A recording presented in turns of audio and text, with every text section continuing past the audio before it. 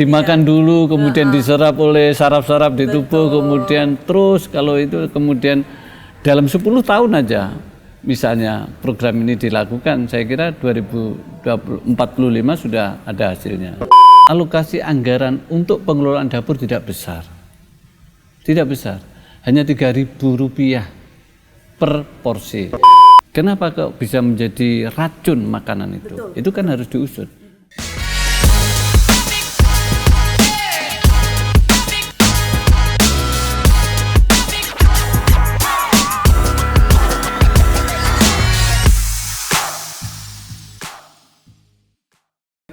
Assalamualaikum, halo pemirsa KJTV dimanapun Anda berada. Senang sekali selamat datang kembali dalam podcast Suara Dewan. Tentunya di sini masih bersama saya Aci Wilfa dan tentunya Aci juga tidak sendiri nih pemirsa. Sudah hadir bersama Aci di sini narasumber yang luar biasa. Beliau merupakan anggota Komisi B DPRD Provinsi Jawa Timur. Beliau merupakan Bapak Dr. Andes Muhammad Haji Raufik atau yang akrab disapa Cak Raufik. Cak Raufik, kita ketemu lagi, apa kabar?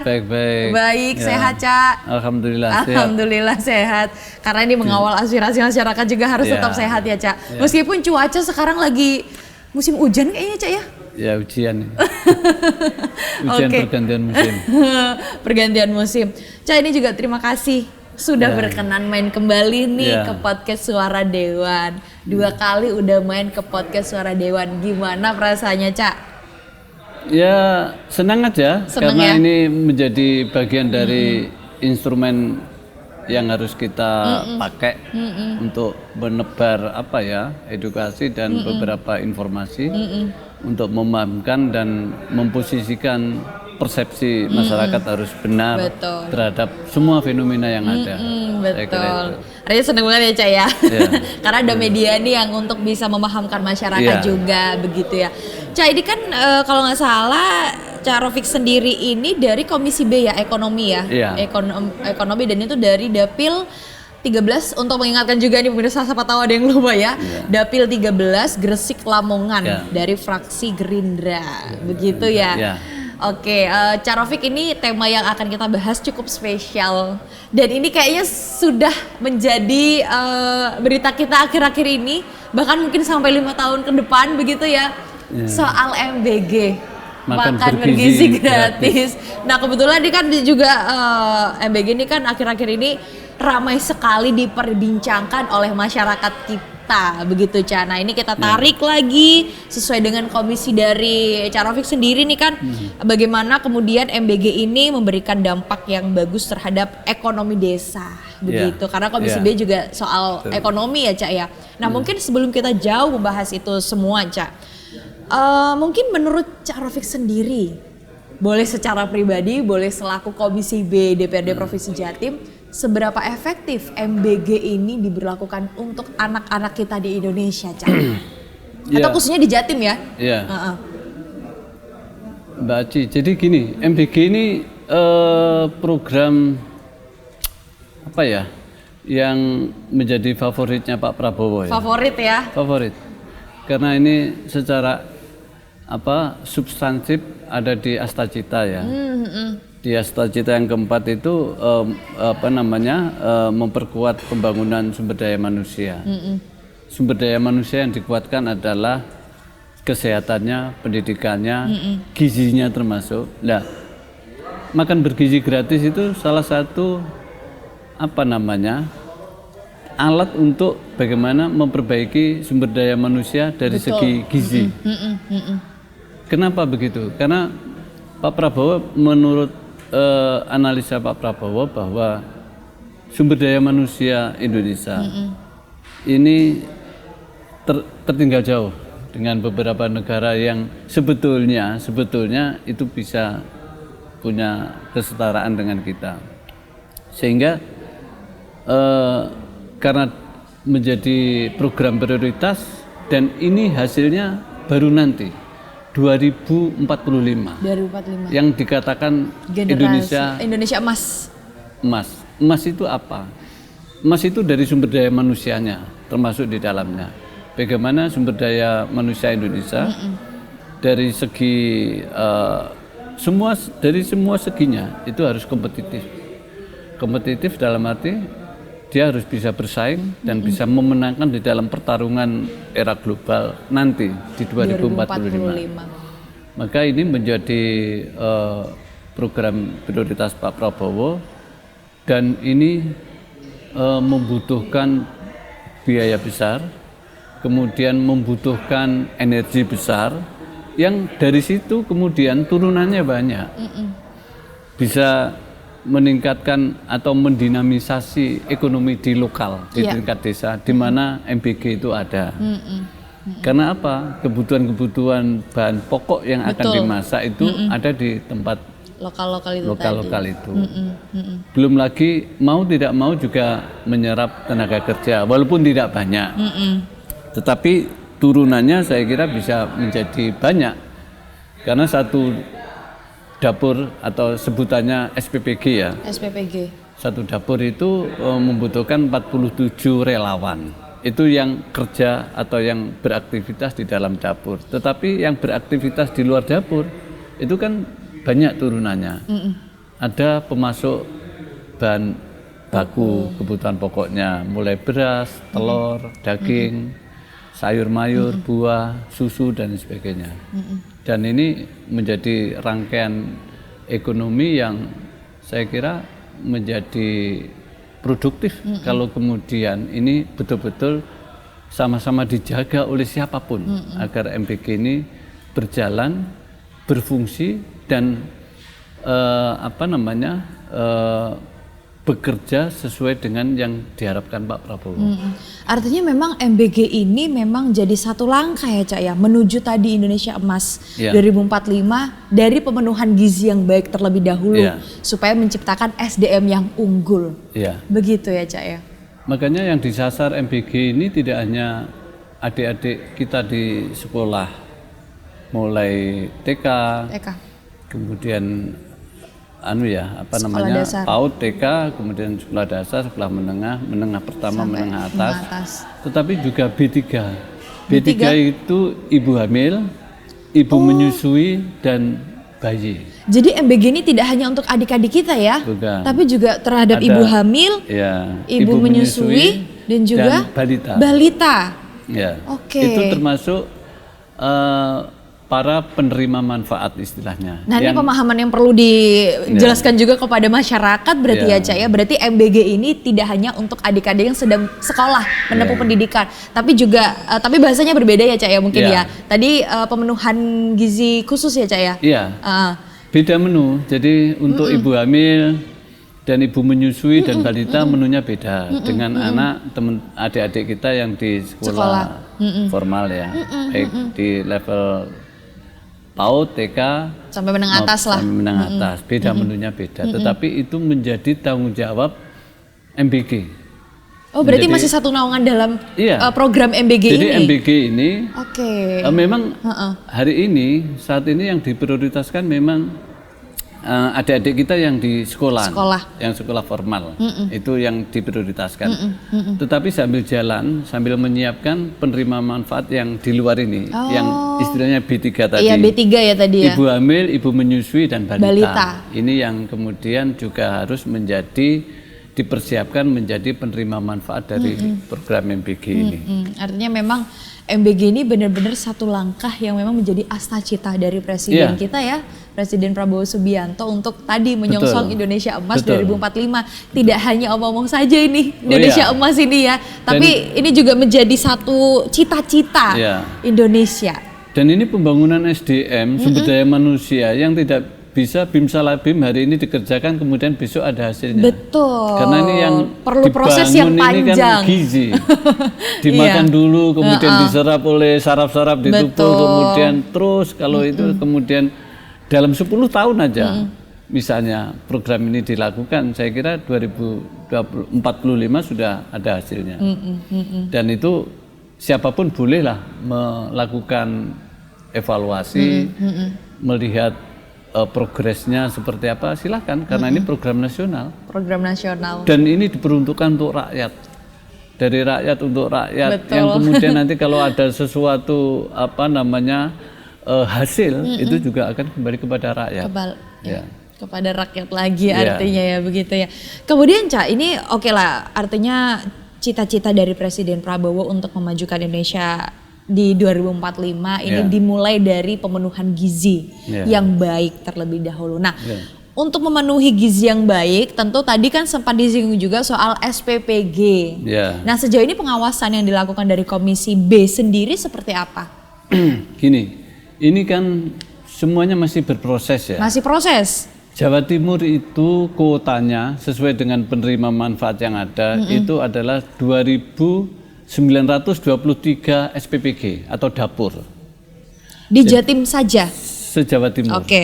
2.923. Yang kalau ini nanti semua sudah beroperasi, kemudian memasak semua, saya kira ini juga menjadi pencermatan Komisi B. Turunannya adalah peternakan yang ada di Jawa Timur tidak cukup untuk menyiapkan daging ayam, untuk menyiapkan telur, itu nggak cukup.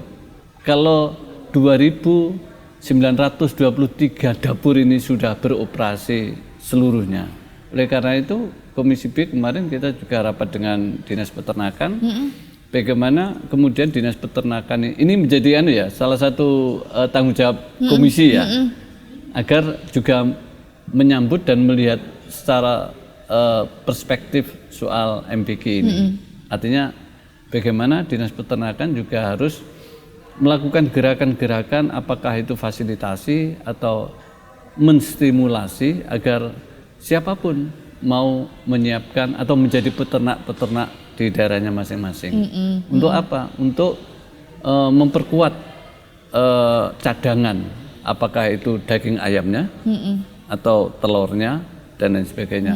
Dan juga di perkebunan, sayur mayur juga saya kira kebutuhan sekarang saja ini sudah banyak keluhan-keluhan. Ini padahal belum apa-apa. Masih belum seluruhnya yang 2.923 ya Cak ya? Yang beroperasi mungkin masih sekitar 20% di Jawa Timur. 20%? Masih tapi sekitar 20%. Sudah ada keluhan ini apa aja? Sudah ada. Jadi sayur mayur udah di mulai beberapa telur juga sudah mulai mahal karena ini daging juga begitu. Nah, inilah yang kemudian yang diharapkan Pak Prabowo dari program makan bergizi gratis kemudian punya implikasi ekonomi. Betul, berdampak ekonomi, berdampak kepada pendapatan masyarakat. Ya, dia mau menjadi profesi apa? Kalau menjadi peternak ya pasti ternaknya akan laku karena di tempat itu butuh gitu. Nah, inilah yang kemarin kita sampaikan kepada teman-teman di dinas terkait perkebunan, peternakan, yang kemudian bisa bikin klaster. Jadi klaster tentang apa yang dilakukan oleh pelaku-pelaku peternakan itu. Jadi biar kebutuhan dapur di lokal, dapur ini kan berbasis kecamatan. Iya. Jadi satu kecamatan itu penerima manfaatnya berapa? Baru kemudian kalau penerima manfaatnya sekitar katakanlah 13.000 atau 14.000 berarti di situ ada 4 atau 5 dapur. Dan itu beda-beda ya setiap kecamatan ya? Beda-beda. Beda ya. Sesuai dengan kebutuhan ya. Sesuai dengan kebutuhan penerima manfaat kemudian, ini jumlahnya berapa. Nah, diharapkan di klaster itu kemudian di situ ada pelaku-pelaku peternakan. Kemudian baik petelur maupun daging. Potong ya, ayam potong ya. Kemudian di situ ya sudah. Karena ada di situ maka harganya terjangkau. Tidak termakan oleh biaya transportasi. Betul. Kemudian bisa cepat, barangnya bisa fresh dan lebih bisa dilihat ini produk di mana, dengan cara apa dia memprodukkan begitu. Dan ini yang menjadi harapan, saya kira menjadi harapan pemerintah seperti itu. Ini kalau ngomongin soal MBG rasanya kita perlu waktu yang cukup panjang sekali, kita bedah satu-satu dulu nih Cak Raufik. Nah, dari tadi SPPG kan ya. Oke, SPPG artinya setiap kecamatan beda-beda ya, sesuai dengan kebutuhan. Nah, mungkin upaya yang dilakukan atau mungkin tadi kan upaya klaster ya, buat klaster. Nah, mungkin secara detail tuh seperti apa? Supaya kebutuhan di tiap dapur ini terpenuhi dengan baik dari masyarakat lokalnya? Ya itu tadi, sekarang di kecamatan itu ada berapa dapur? Kalau ada 5 dapur, kalau di hari itu misalnya, di hari itu kebetulan ada menu 1 butir telur. 3 kali, kalau satu dapur masak 3.000 ompreng, kalau ada 5 berarti kan 15.000 butir telur. Iya. Di hari itu. Di hari itu saja. Harus ada. Kemudian harus dimasak.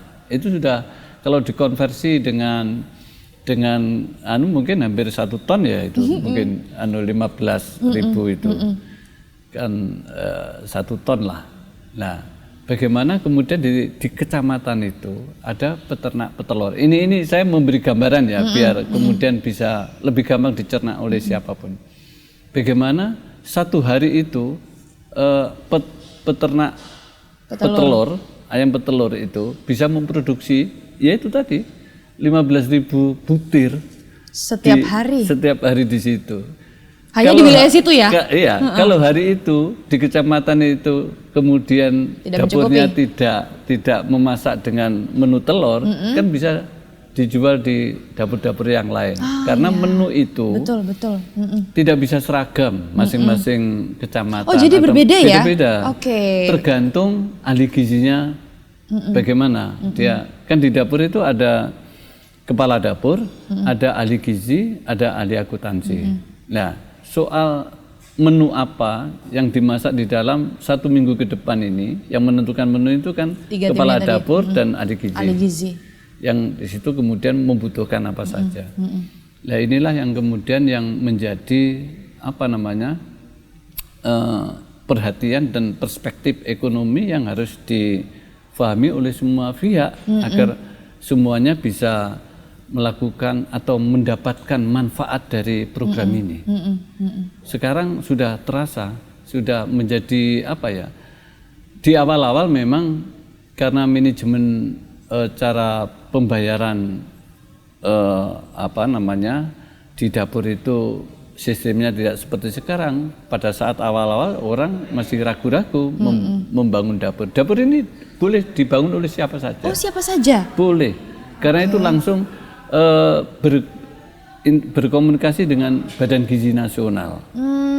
Karena dapur SPPG ini kan di bawah Badan Gizi Nasional.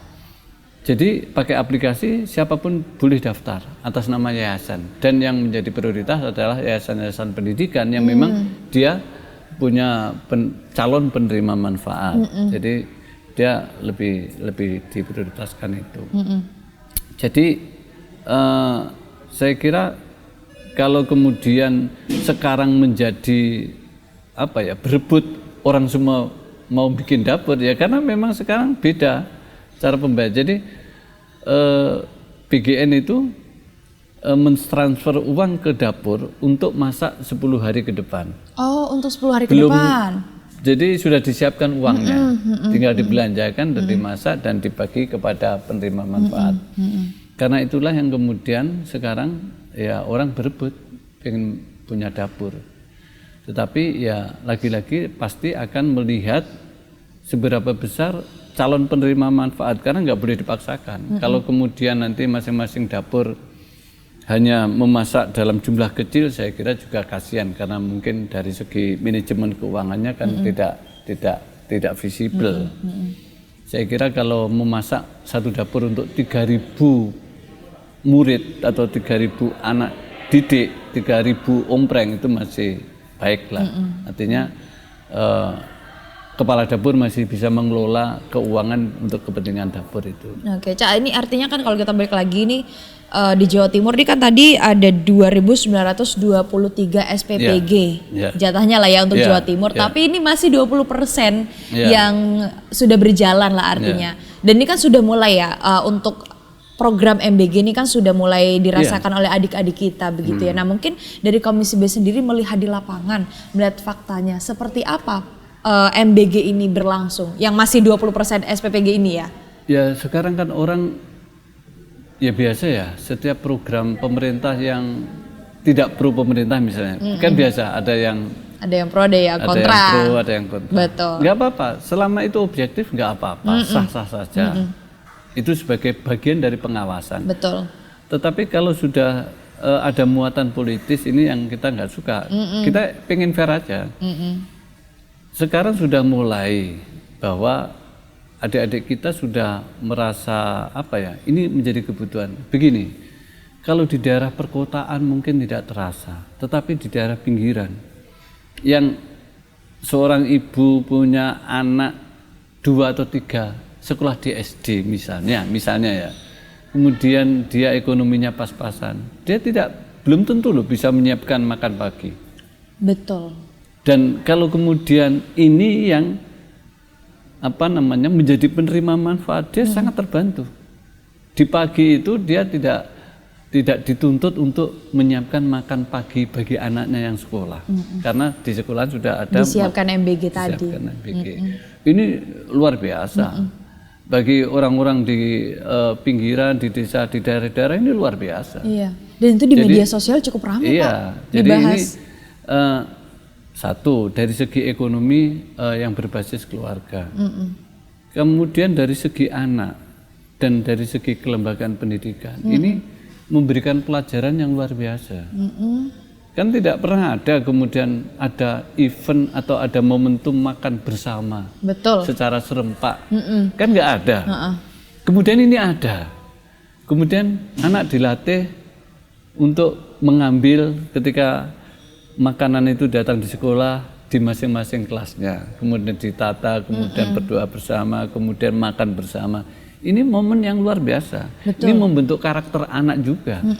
Ada unsur kebersamaan, kemudian ada dia lebih dekat dengan gurunya, lebih dekat dengan teman-temannya karena ada momen makan bersama itu. Tidak ada kesenjangan juga, Pak. Iya, ini kelihatannya remeh, tapi sebetulnya nilainya luar biasa ini. Betul. Dan ini kalau sehari 2 hari nggak terasa, tetapi kalau 1 bulan, 2 bulan, 1 tahun, 2 tahun, ini akan menjadi sebuah tradisi, menjadi sebuah kebiasaan yang kemudian anak-anak menjadi senang dan menjadi kebutuhan. Dia pasti akan tanya, lu hari ini kok nggak ada makan bergizi gratis, nggak ada makan bersama, kan begitu. Belum lagi pasti ada yang cocok, ada yang tidak. Namanya anak ya, seleranya beda-beda. Tetapi ketika diberi pemahaman bahwa ini adalah makanan yang bergizi, memang mungkin tidak begitu sedap, tetapi kandungan gizi dan proteinnya cukup misalnya. Ini guru kan juga harus menjelaskan juga. Betul. Artinya apa? Artinya memberikan edukasi kepada anak, tidak hanya soal pelajaran di sekolah, tetapi soal makan, soal apa yang dimakan, dan soal bagaimana cara memakannya. Oh, kalau makan daging jangan terlalu tergesa-gesa, harus dikunyah lebih lembut, lebih lama kan. Dan ini itu juga ada edukasinya. Dan ada edukasi.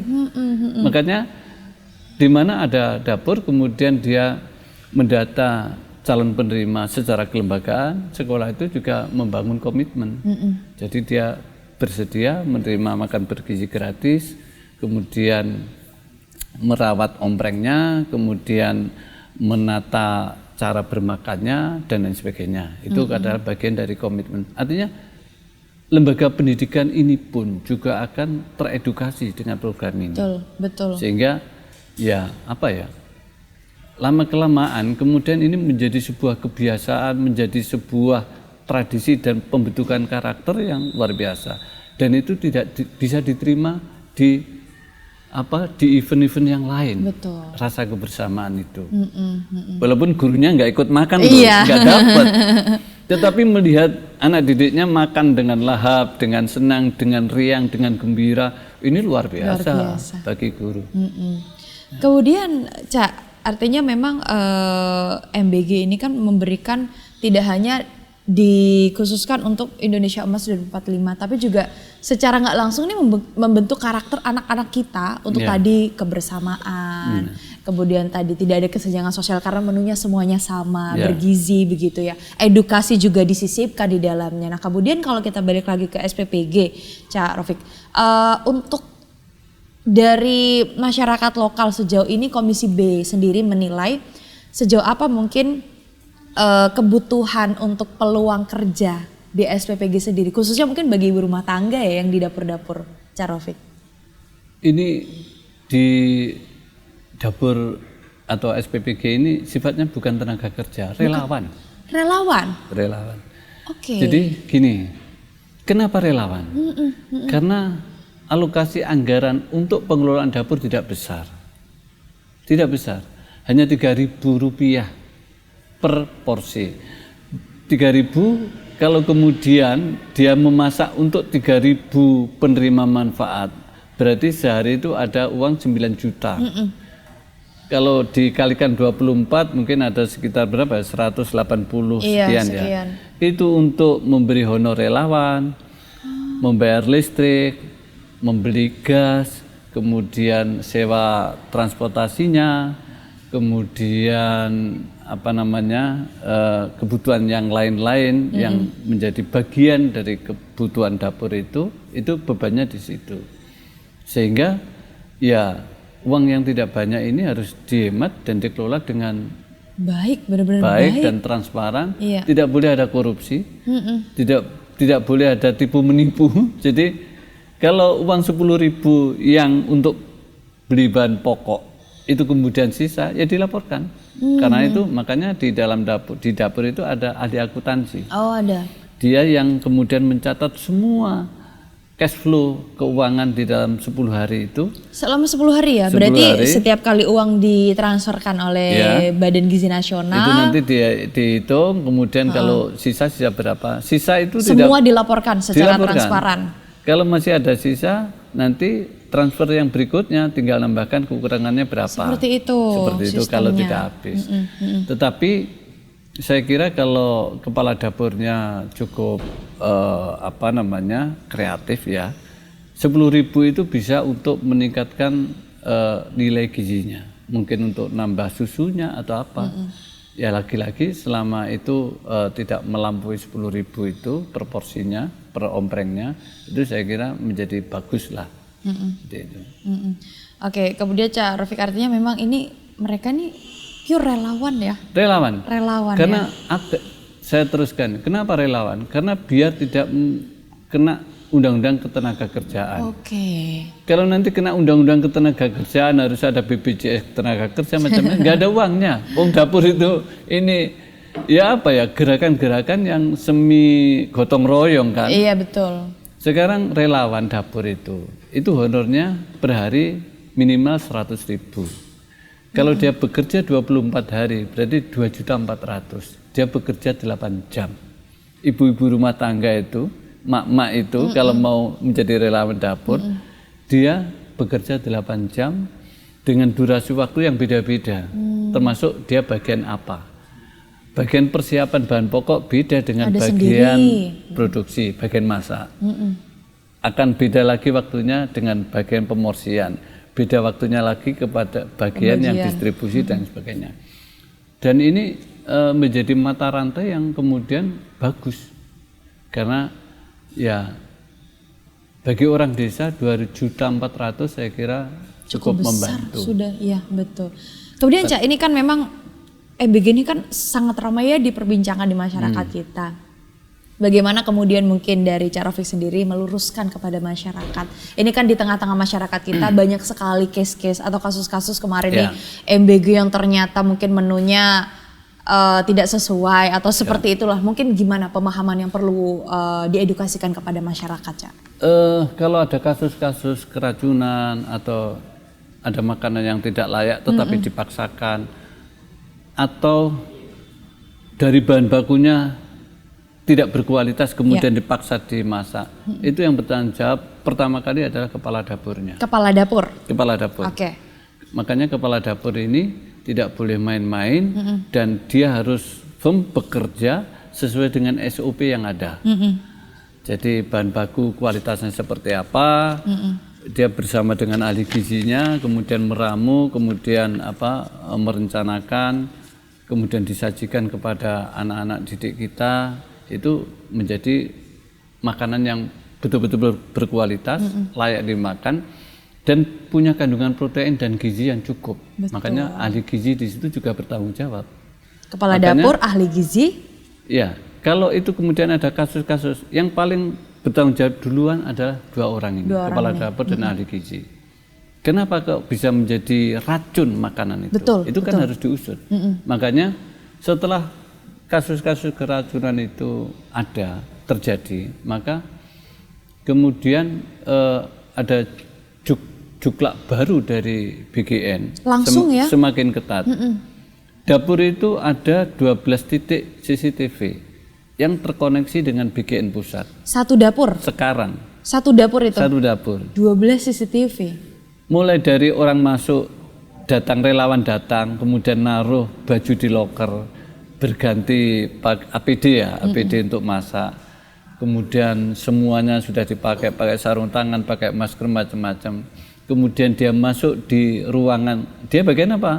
Bagian produksi masuk di produksi. Bagaimana dia caranya? Itu semua bisa dipantau secara langsung oleh BGN pusat.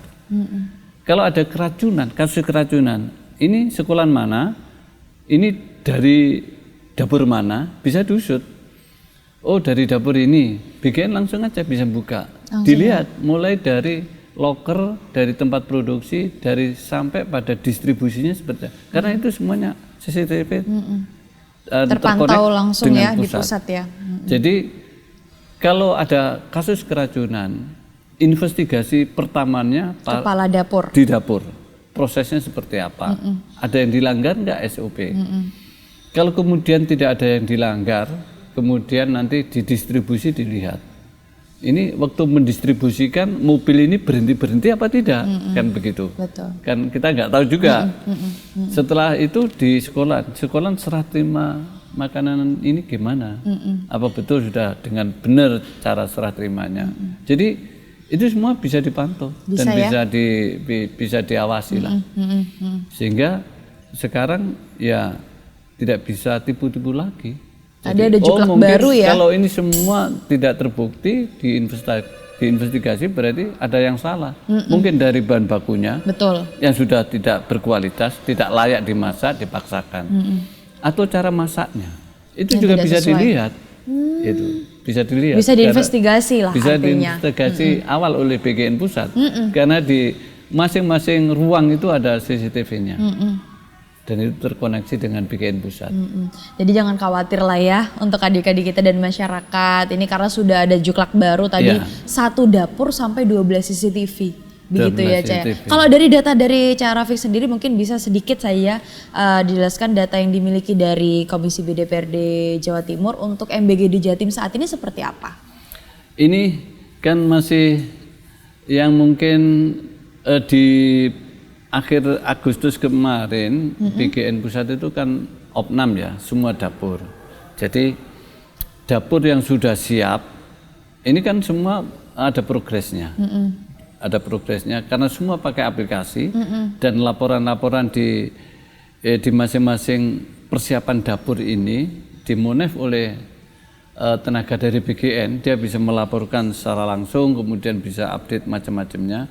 Ya, harapan kita dari Komisi B ingin mendorong secepatnya Jawa Timur ini harus terpenuhi. 2.923 dapur ini sudah harus running. Tetapi saya kira untuk 2025 ini belum bisa. Ini mungkin 2025 ini mungkin bisa separuh, 50% aja sudah bagus. Sudah bagus. Jadi ya memang tidak bisa asal ya membangun dapur karena segi layoutnya ditentukan, kemudian pemenuhan peralatannya, standarisasinya, semuanya ada SOP-nya. Contoh ompreng aja, ompreng itu harus dari stainless yang memang untuk food, untuk makanan. Memang khusus untuk makanan. Nah, ada stainless yang palsu. Iya. Dan ini juga itu pun perlu proses yang panjang ya untuk tempat makan saja ya. Bisa dites. Betul. Ini stainless palsu apa stainless benar? Yang memang khusus untuk makanan.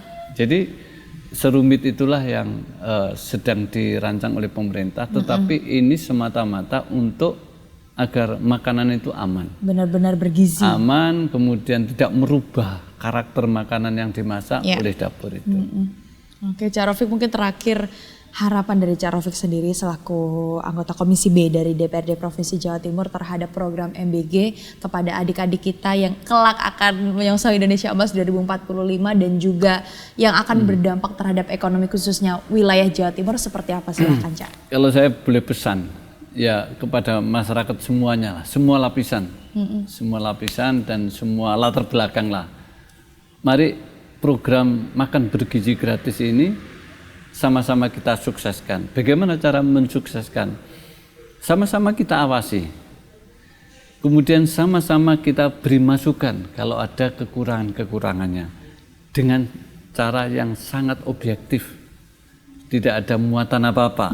Tetapi demi kualitas makanan yang akan diberikan kepada adik-adik kita sebagai penerima manfaat. Dan ya dukungan masyarakat. Kalau tidak bisa memberikan dukungan secara langsung ya mendoakanlah. Mendoakan agar program ini berjalan nyampe kepada penerima manfaat dengan benar, kemudian betul-betul bisa memenuhi harapan dan cita-cita pemerintah pusat bahwa ini betul-betul akan mempersiapkan generasi emas di 2045. Kita punya sumber daya manusia luar biasa yang kemudian dari tubuh yang sehat, gizi yang cukup, protein yang cukup, otaknya bisa cerdas, fisiknya jadi kuat, kemudian bisa berkompetisi di semua bidang, di semua sektor secara global. Saya kira inilah, saya kira harapan-harapan yang ya semuanya lah. Kalau kita mau melihat secara objektif bahwa program ini adalah program yang cukup strategis untuk membangun sumber daya manusia, saya kira arahnya ke sana. Mari sukseskan MBG bersama-sama, begitu ya Cak Rafiq. Cak Rafiq, terima kasih sekali atas waktu dan edukasi yang sudah disampaikan kepada pemirsa juga. Senang sekali bisa kembali berbincang dengan Cak Rafiq ini dengan tema yang luar biasa MBG ini. Mudah-mudahan bisa disambung di tema-tema yang lain. Amin, kita ketemu lagi. Tapi ya kita pembahasan ini kan nggak bisa tuntas, tetapi paling nggak ada poin-poin penting secara substansif yang ini kemudian bisa menjadi pemahaman awal lah bagi masyarakat kita. Biar mereka punya pemahaman yang benar, kemudian kalau mau berkomentar dengan benar. Secara objektif tadi ya. Kalau mau menyikapi silakan, sikapi aja, tetapi dengan cara yang objektif, yang rujukannya adalah untuk kepentingan makan bergizi gratis. Baik, Cak, sekali lagi terima kasih sudah berkenan main lagi nih di podcast Suara Dewan. Semoga kita bisa ketemu lagi ya Cak ya. Sehat selalu, sehat selalu Cak, dan semoga MBG ini benar-benar terwujud dan terlaksana dengan baik. Begitu. Dan pemirsa, itulah tadi perbincangan kita soal MBG yang luar biasa sekali ya Cak ya. Semoga apa yang kita perbincangkan dapat memberikan edukasi tambahan kepada masyarakat untuk sama-sama mensukseskan MBG untuk menyongsong Indonesia Emas 2045. Sekali lagi terima kasih Cak, sehat selalu. Saya Julfa, pemirsa, mewakili seluruh kerabat kerja bertugas mohon undur diri. Terima kasih atas kebersamaan Anda. Sampai jumpa dalam episode Suara Dewan lainnya. Wassalamualaikum warahmatullahi wabarakatuh.